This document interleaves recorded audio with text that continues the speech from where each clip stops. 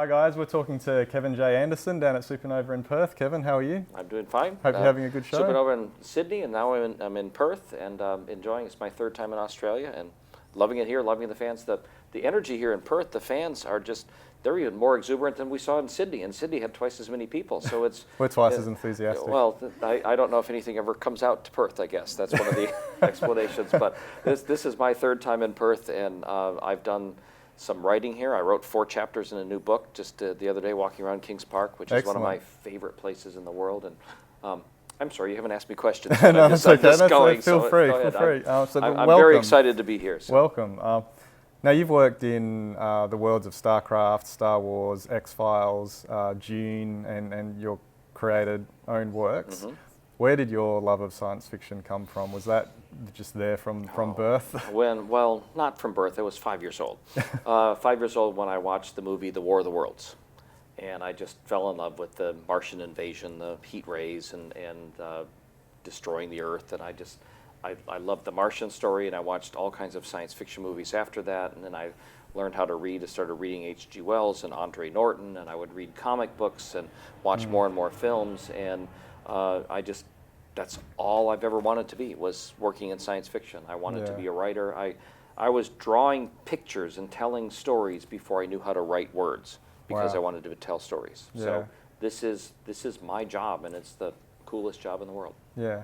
Now, you've worked on novels as well as comics and graphic novels, of course. How do you find the different mediums? How do you approach them differently from a creative standpoint when you're working with an artist or you're writing a novel yourself? Well, even with novels, I collaborate a lot. I have a lot of collaborators, so that I'm very good with the playing well with others. That we'll make up things and we'll brainstorm, and I'll listen to my co-authors' ideas, and I'll add some ideas, and we'll come up with something even better.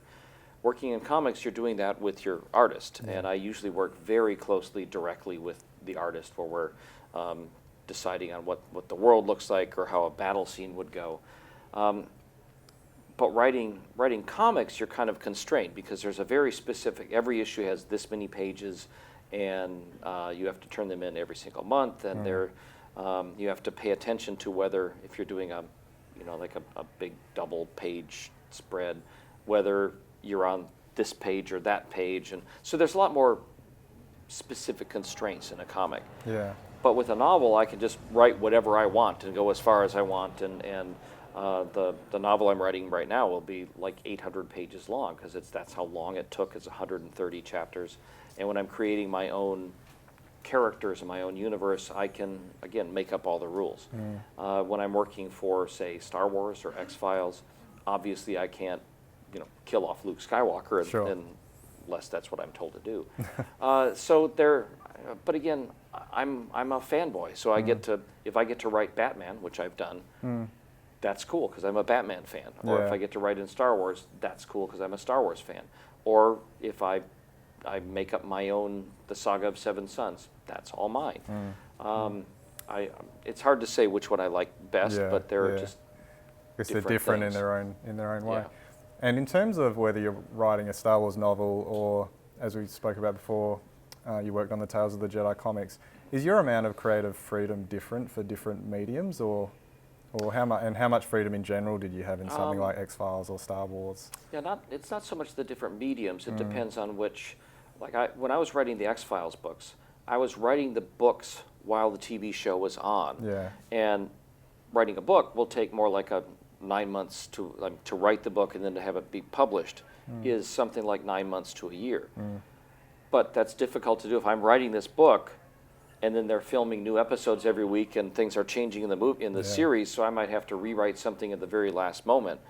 Writing a sequel to Star Wars when there were no new movies coming out was fairly, I had the parameters set up. So as a creative writer, as a person who's using his imagination for his job, that's part of the territory. I have to go, all right, well, this is what I have to do for this project, and this is what I have to do for that project. And if you can't be that flexible to work on it, then you're not the right author to write that kind. I mean, there are some authors that can't. They can only work on what they want to do at their pace, which is fine. They just shouldn't be the ones who sign up to write Batman novels or Yeah, something. So it's yeah. a different type of creative flexibility in your own mind. Yeah, and I mean something like Tales of the Jedi was so far removed from the movies in that it was the Right. distant history. So I guess. that was one of the reasons that was so enjoyable to write, because that was a comic series set 4,000 years before the Yeah, movies. yeah. So I didn't have to worry about something that they did or something that they said conflicting with an event in the movies, because it was so far removed that you could just say, it's been 4,000 years, just something changed since Yeah, then. yeah, that's right. Now, you've created some of the most well-known and long-lasting characters in the Star Wars expanded universe. Admiral Daala is a great Yeah. example of that. And she carried on right through until the final books before the expanded universe was reset, as you know. But how do you explain her ongoing popularity? Other writers use the character and she's proven really popular with the fan base. Well, Timothy Zahn was the first one who wrote brand new Star Wars books with the Heir to the Empire and the Grand Admiral Thrawn trilogy. Yeah. So Thrawn was a great villain, a very strategic, tactical expert. Daala was an entirely different type of Imperial commander. She was more like a ruthless, loose cannon, and she didn't always make the right decisions, but boy, she went in guns blazing. Yeah. And so it's a completely different type of character, and to have somebody who has, when I originally created her, she was the commander of a big Imperial installation inside a cluster of black holes, who didn't even know that the war was over, that she didn't know that the Death Star had blown up, that the Emperor was dead. And so she reminded me of like those Japanese soldiers in World War II who were isolated on the islands. They didn't know that the war was over. That was what the Right. genesis of that was.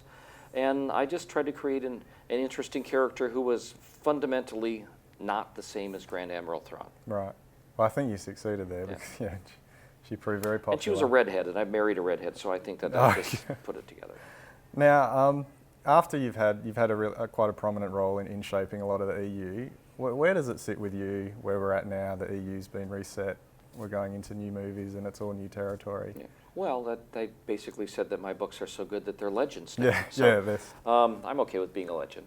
But when you think about it, there were some, I don't even have a clue what the number, 150 or 200 other Star Wars books that were there. If you're going to come out with Episode 7, J.J. Abrams and the whole creative team, they didn't want to be told on day one that they have to take into account 200 other books that have been written in the past. They just want to be able to do a clean slate, and I can respect that. I've done so many comics where you've seen Spider-Man's been rebooted, and Batman's been rebooted, and Superman's been rebooted. So Star Wars is basically, Episode 7 is what would have followed on from Return of the Jedi, and it goes. So if you're a fan, you can still read the Legends books, or there's a whole new continuity, and that means that as a fan, I get to go see Episode 7 and have no clue what's going to happen, and just sit in the audience and try to remember the way I felt the first time I sat watching the first movie in the theater. Yeah. Do you think there's an opportunity to reintroduce Admiral Daala into the new continuity? Well, they didn't say that they wouldn't use anything from the books. They just said they didn't have to use anything from the books. So, so I don't know. I've seen a lot of my things that have been picked up and put into, say, the Clone Wars cartoons and New Rebels cartoons. So I'm, as a Star Wars fan, I sit back and go, ooh, I did that. I created it. So it's kind of neat. Oh, that must be cool. I mean, Darth Maul's double lightsaber was introduced in the Tales of the Jedi comics that we did. That's right. Yeah. I'm happy with it. I'm pretty jazzed. Yeah, that's pretty cool. Now you're working on a new book as part of the sequel trilogy to the Saga of the Seven Sons. Is that right? And yes. How's that going? Well, it's a trilogy, the Saga of Shadows, and the first book, The Dark Between the Stars, came out last year, and it's currently on the Hugo Awards ballot for the best science fiction novel of the year. So I'm thrilled with that. The second one, Blood of the Cosmos, just came out the week before Supanova. So it's like debuting. I'm signing my very first copies here at Supanova. And I am almost finished writing book 3. And in fact, these are massive books. Yeah. And they have 128 chapters in the third one. And I wrote, I had a day off here in Perth before Supanova started. And I went out to Kings Park and walked around for the entire day. And I dictate with a recorder as I'm telling my stories. And I wrote chapters 105 through 109 of the third book in Kings Park here in Perth. So when the book comes out next year, you can make sure that you pay close attention to those 4 chapters. We'll look for some signs of inspiration that came. Okay. Thank you very much for talking with us. Now you're signing all weekend here at Supanova? Yes, that's I right. am. Okay. All weekend, I'll be here. So come and see Kevin Anderson down at Supanova in Perth. Thank you very much. Thank you.